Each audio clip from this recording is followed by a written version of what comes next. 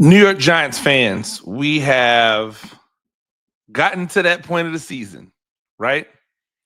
We are 8 games into this season that nobody is happy with the way in which things have worked out so far.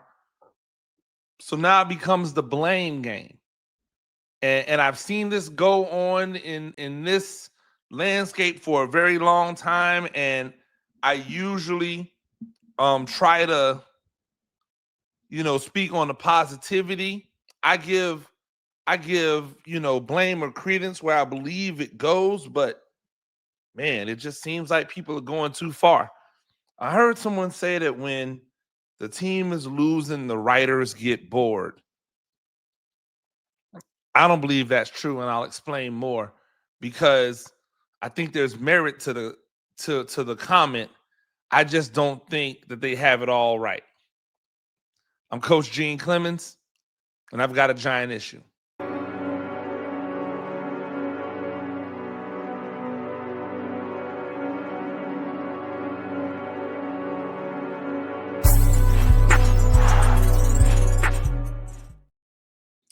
Ladies and gentlemen, welcome back to another edition of A Giant Issue. I'm Coach Gene Clemons.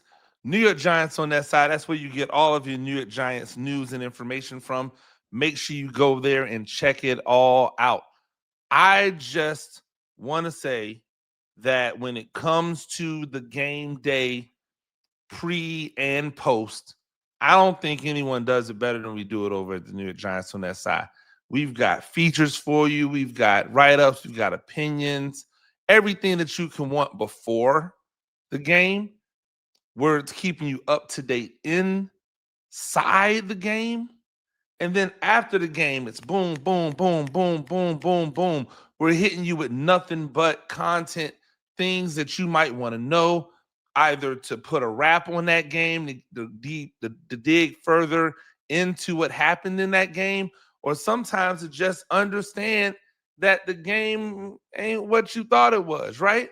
So shout out to everything we do over there and everybody that works over there. Make sure you come to the New York Giants on SI YouTube channel. Hit the subscribe button. Hit the notification bell. You know when we go live. You know when we drop new episodes of all of our podcasts. Well, not all of our podcasts, of my podcast, A Giant Issue, of the Big Blue Breakdown with Paul Dottino. Make sure you check all that out. Also, you know what I'm saying? Go to any DSPs, wherever you get your podcast from, whether it's Apple Podcasts, Spotify, whatever. Make sure that you're hitting that notification. Make sure you're liking it. Listen to us, while you're driving down, the street or whatever it might be. Really appreciate it. I want to get right back into what was said about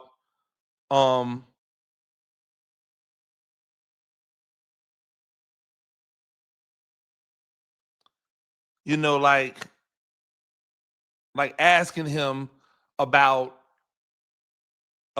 hey, the writers are bored when the team is losing. That's actually not accurate. We're not bored when the team is losing. It just means that when the team is losing, a lot of our writing feels negative, or it feels like we're trying to be overly positive, like almost as if and then come off as if we're not being truthful. And I think that's where I find myself thinking about thinking about what goes into the situation with some of the writers, or not even necessarily writers, just some of the content creators, because I don't believe that some of these guys write. I don't think they're journalists. I think these guys are opinion. They talk about who they who they like, but they're not necessarily journalists. Like Carl Banks isn't a journalist. Carl Banks is an analyst, right? He's giving his opinion based off of his experience, his extensive experience, right? But I think that when you're doing that, again, because of the losing, a lot of stuff can come off more negative than necessarily it might be. And also, it could be where people think you're glazing if you try to find the positives in it. I hope I made sense there. But I wanted to get to the crux of what was said about Dexter Lawrence by Carl Banks. First off, who would know defensive line play better in this space than Carl Banks? Right? So it's hard to argue with him and his summation about Dexter Lawrence, but I'm going to try. Hey, here's the problem with being a really good defensive tackle, right? It's different than being a really good defensive end. The problem with being a really good defensive tackle is the better you get, the more attention gets paid to you.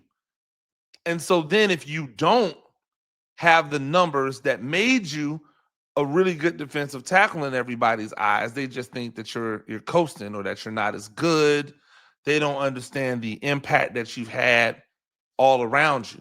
See, in order to realize the impact that Dexter Lawrence has, you have to realize the draw that he has, right? Because raw stats are not going to ever tell the full story when it comes to a defensive lineman. So, like, this isn't to say that Carl Banks is necessarily wrong in his summation.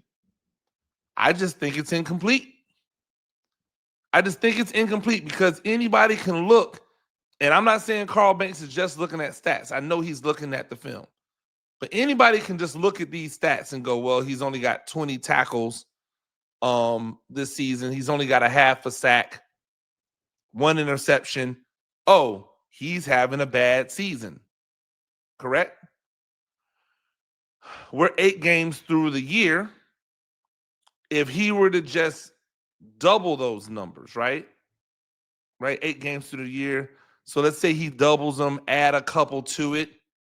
He's going to have about the same amount of solo tackles, more assisted tackles, 1, maybe 2 sacks, 2 interceptions. How would that be a lot different than what we've seen out of him outside of 2 seasons where he got exponential sack numbers, right? There's only been 2 seasons where Dexter Lawrence has had really good sack numbers. The first one was in 2022 when Wink Martindale finally put him at nose, right? And so then he had an opportunity to play the position that he was supposed to play all the time when he was playing defensive end in Patrick Graham's defense, which, by the way, he did the job that he was asked to do. So now, fast forward 2 seasons later, and in 2024, he gets 9 sacks. And everybody knows that part of why he got those 9 sacks was because the pressure from the outside was making people flush up the middle. He was there to make the sack. Now, 2025, the Giants have 3 guys on the defensive line who are all amongst the league leaders in pressures, right? They've got a guy who's, if not the league leader right now, I can't remember, but close to it in sacks. They've got another guy who's graded out as one of the best run defenders in all of the land. You don't think any of that has to do with the fact that you have to commit 2 people, sometimes 3, to stopping Dexter Lawrence? You don't think that has anything to do with it? You don't think that when you see the other defensive linemen come in and spell Dexter Lawrence, the guys who are playing a fraction of the snaps, which means that they have infinitely more energy to spend, you don't think that the reason why they're getting home and having more success is because they're not getting double teamed because now Dexter Lawrence isn't in the game and they're fresh because they haven't had to play as many snaps as Dexter Lawrence. So it skews the hell out of me if Dexter Lawrence isn't getting 9 sacks through 8 games. I thought the job of a defensive tackle was to draw bodies to them so that everybody else could eat. That's what a nose guard does. That's what a legitimate, quintessential, super good nose guard does. Right? He brings the world to him so that everybody else can eat. Right? That's what it should be. You don't believe me? Then just look at the best nose guard to ever do it. Right? Or, in my opinion, the best nose guard to ever do it. Vince Wilfork. Vince Wilfork at 6'2", 325 pounds. Meanwhile, Dexter Lawrence tipping in somewhere around 6'3", 340-something pounds. Very similar. Vince Wilfork, extremely athletic for his size. Extremely athletic for his size. We can say the same about Dexter Lawrence, correct?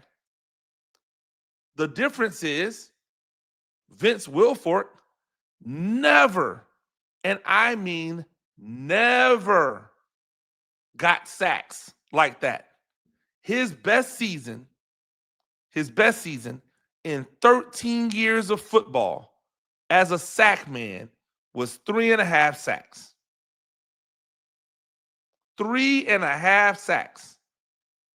That's his best season ever. You know what that means? That means that his job was not to get sacks. And you know why? Because in that New England defense, they had pass rushers everywhere. So they just needed him to clog the middle.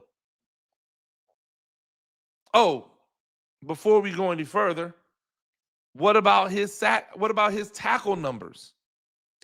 Well, let's see. Through his first 5-6 seasons, 42 tackles, 54 tackles, 51 tackles, 48 tackles, 66 tackles.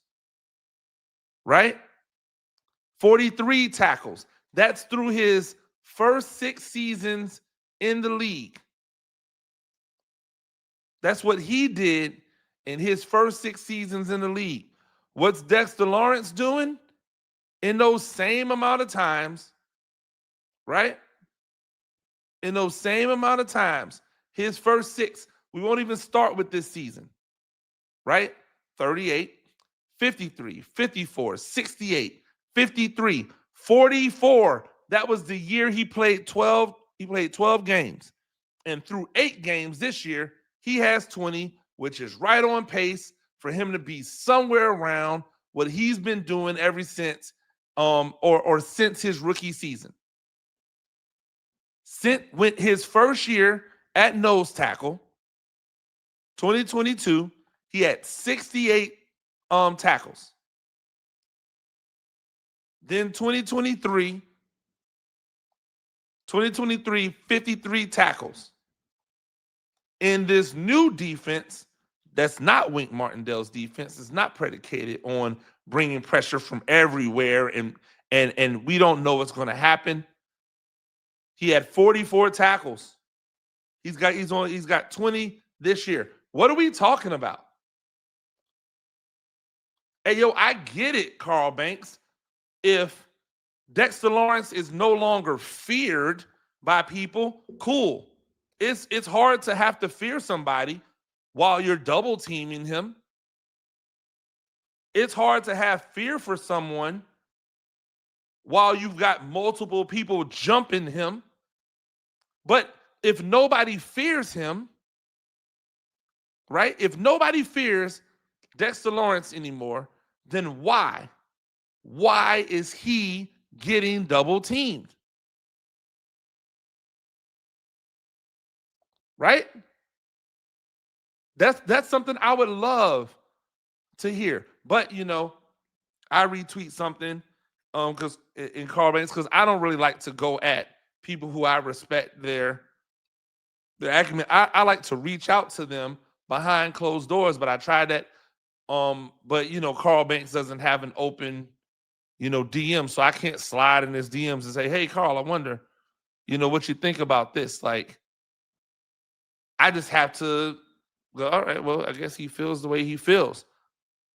Of course, Dexter Lawrence looks at it as if he's delusional, because Dexter Lawrence in his brain is probably saying the same thing that I'm saying. Hey, man, I'm getting double teamed everywhere. I'm drawing attention to me so that the other 3 pass rushers get one-on-one and they're winning. I have next to me the sacks leader. Right? So if we're talking about Dexter Lawrence falling off, then why are people still double teaming him? Like, why are they still going out there and dedicating 2 people to him if they don't fear him? That's what I can't understand.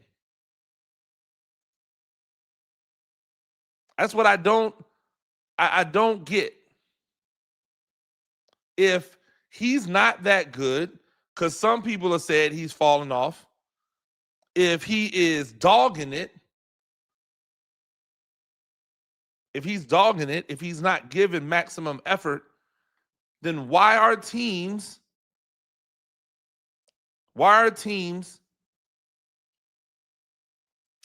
spending 2 guys to block him?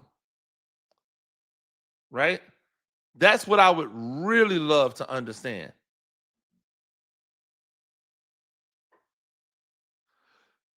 According to let me see. I want to make sure I get this right. PFSN, 74.9% on pass rush snaps this season. He is being double teamed. Based on the next gen stats, Dexter Lawrence is being double teamed on 74.9% of his pass rush snaps this season. How do you guys expect him to get sacks? Is he supposed to bust through the double team like the Kool-Aid man? Oh, yeah. Right? What are we talking about? Why do you have 3 first-round draft picks at defensive end? Oh, excuse me, 2 first-round draft picks and a guy you paid over $100 million to rush your quarterback if you're still worried about Dexter Lawrence being that guy? 74.5% double team rate in his previous seasons. Right? In his previous season. That was last year. 74.9% this season. So what are we saying? That all of a sudden he's not as good or he's not as effective? Or do the stats just not prove it out? Somebody put on the film and show me where Dexter Lawrence is dogging it. I haven't seen it yet. I haven't seen anybody put the film on and go, hey, man, look at Dexter Lawrence dogging it. I don't know about y'all, but in seasons past, Dexter Lawrence would have da-da-da-da-da. If it's out there, somebody send it to me. Put it in the comments. Put the link in the comments. I'll go watch it. The idea that we're now blaming Dexter Lawrence for the inability of this defense to consistently stop anyone is hilarious. It's hilarious. It's comical.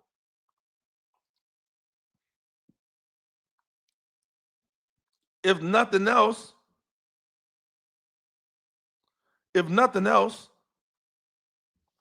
we should be looking at him and going, man, if Dexter Lawrence can play like this and get through this season, where he's coming off of injury, where we don't know how healthy he really is, where we could be looking at a situation where he's playing at 80% and still putting up these types of numbers and still being able to hold it down. Imagine what happens in 2026 when he gets a full offseason to just like get back to 100% and not just get back to 80, right? Where he gets a full offseason to rest and get his body right. And all the things that we know that these dudes have to do in order to get ready for seasons. What happens when that in 2026? And I'm not pushing the can forward because, again, you've got 3 first-round draft picks as rushers. My question becomes, and I'll talk about it another day because you guys aren't ready to have that conversation. For everything that we like about Abdul Carter, are you happy? Are you content that he's the man? Because I see other rookies getting home more often than I see Abdul Carter getting home. And you guys all told me Abdul Carter was better than Kayvon Thibodeau right now. And yet, I don't see the production in bringing the quarterback down, which is what you guys killed Kayvon Thibodeau for. Hey, he can get there, but he just can't get him down. Hey, well, you know what? He's just an okay pass rusher. He can get some pressure, but he doesn't consistently bring the quarterback down. That's what you killed Kayvon Thibodeau for. That is exactly what Abdul Carter is doing. And yet I'm over here talking about Dexter Lawrence and Carl Banks saying that he's no longer feared, and people agreeing and saying that he might be dogging it. Like, dogging what? And then to add insult to injury, as Dexter Lawrence trots out here as the closest thing to Vince Wilfork that we've seen, you got people out here talking about, oh, the interior linebackers aren't good. They're saying S, which means that they're putting Bobby Okereke into that, that same thing. The same Bobby Okereke that came to this team after back-to-back 130 plus tackle seasons. The same Bobby Okereke who in his first season under a different defensive coordinator had 149 tackles, only 2 off his career high the year before, and had 11 tackles for loss, 6 QB hits, 2.5 sacks. That same Bobby Okereke. And then the defense changed, and he wasn't as healthy.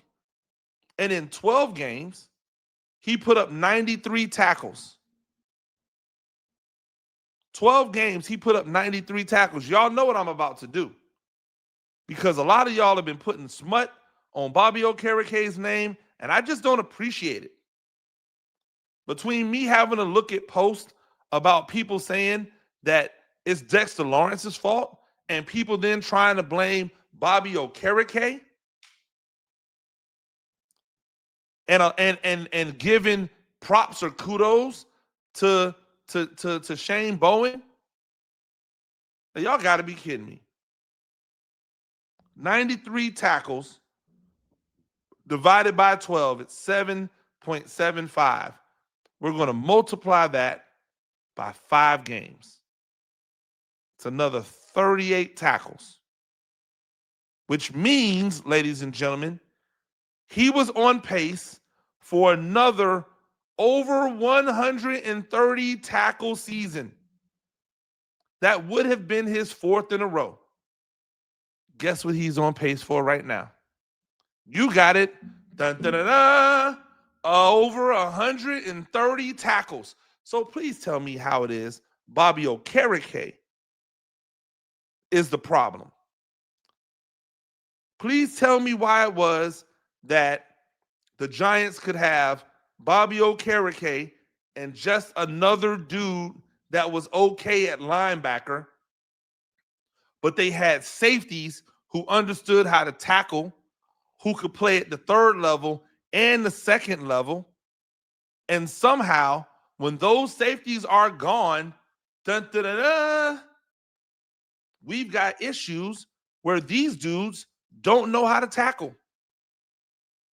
They don't know how to run fit. And now you don't see the safety with statistics that would come close to leading the team in tackles. Not because he's making third level tackles or tackles on passes, but because he's that extra run defender. See, the problem is that Shane Bowen is trying to blitz more because he's trying to take on more of the identity of what Wink Martindale did, except that's not his identity. So it doesn't work as well because he doesn't understand the game from the standpoint of a blitzing mentality defensive coordinator. He understands the game from a soft, like bend but don't break style of defense. Well, guess what? That's a different type of defense. It takes a different type of mentality. You can't all of a sudden flip the script one day and be this after being that your entire life, unless you've been somebody who has always transformed your defense to fit the personnel. Shane Bowen's not that guy. He got handed a defense in Tennessee, and when he was handed that defense in Tennessee, he ran it into the ground. He ran it into the ground. He was handed that defense. He got handed a defense in New York that was ascending. A defense with like elite level talent in places. And what did he do?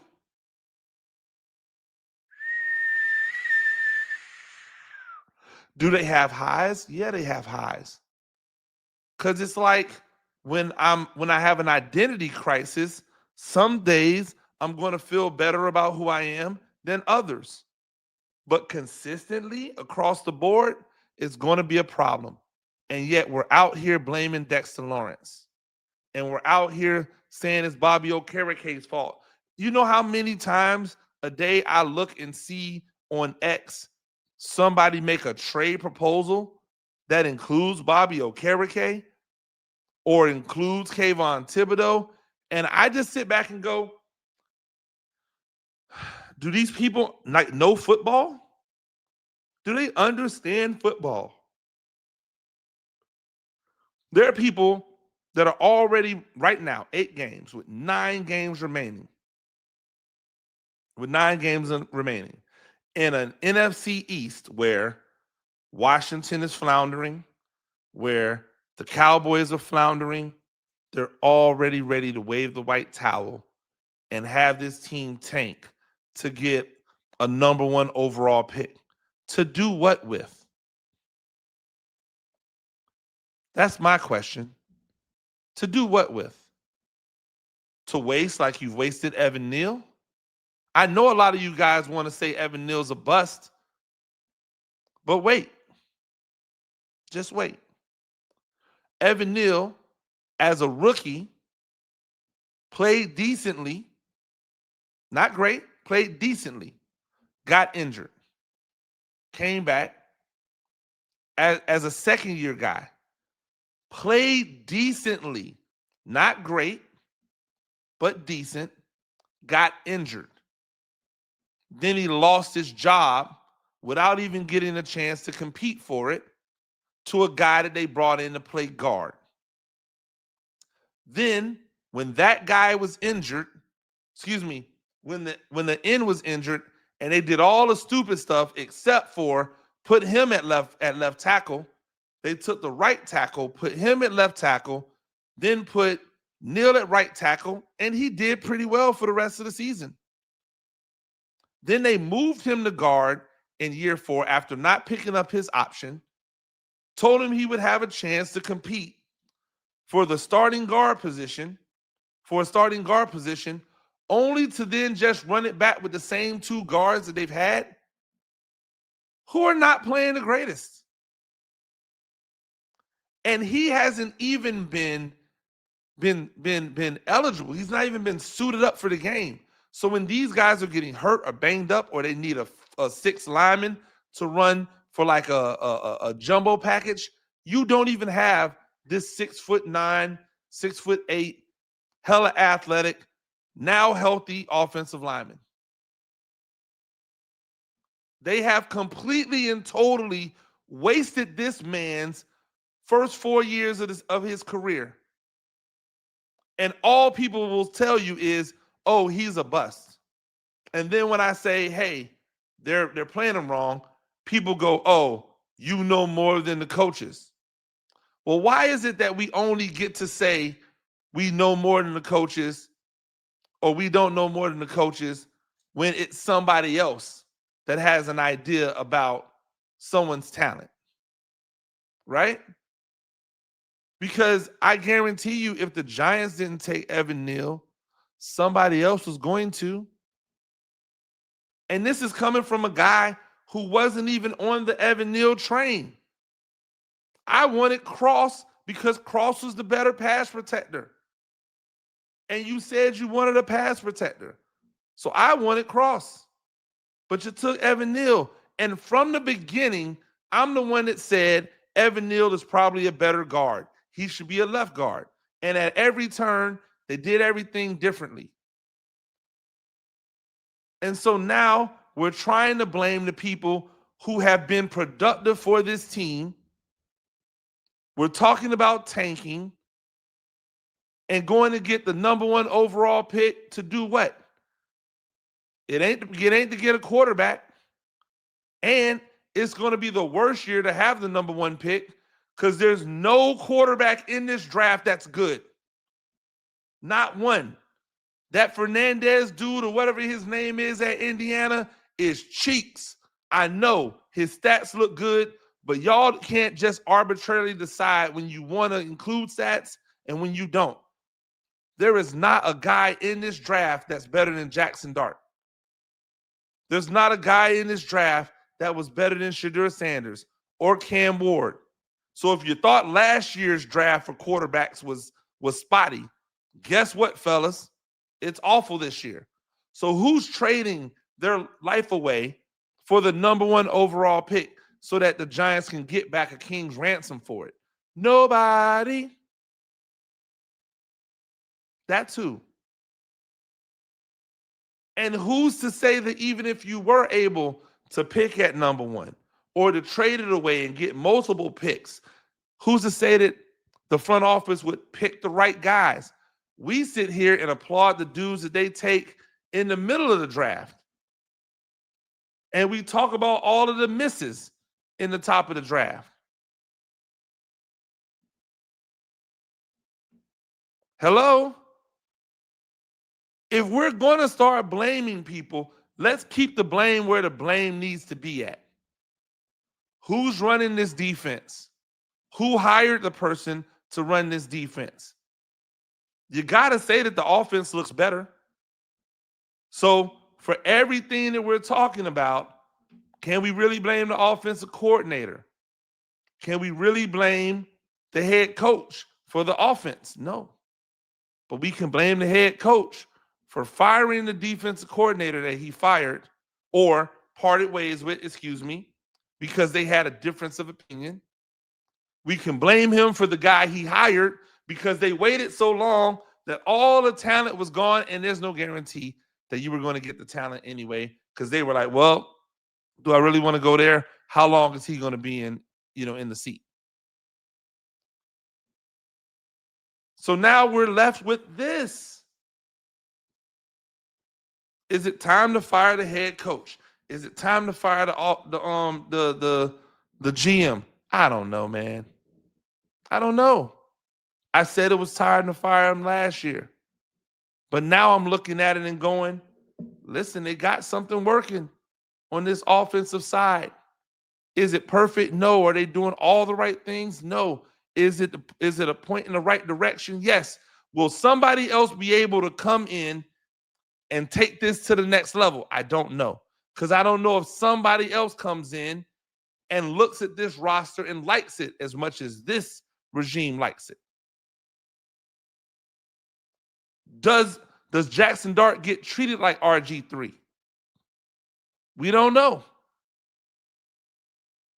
Man, it's just, when I heard people start wanting to blame Dexter Lawrence and Bobby Okereke, I said, we're at that time of year. And I just can't take it this year.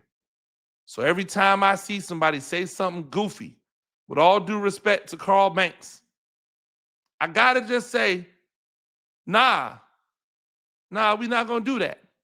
And not for nothing, why does Carl Banks feel the need to call out Dexter Lawrence without calling out the defensive coordinator and the head coach for the way in which this defense is structured?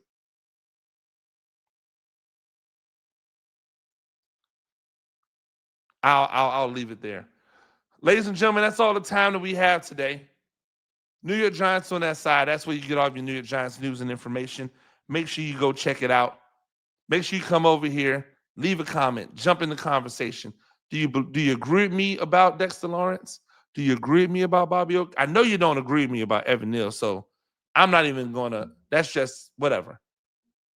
Do you think that Dexter Lawrence is still him? I do. Do you think that Bobby Okereke is still him? I do. Tell me. Let's talk. Let's have a conversation. Until next time, I'm Coach Gene Clemons, and I have a giant issue.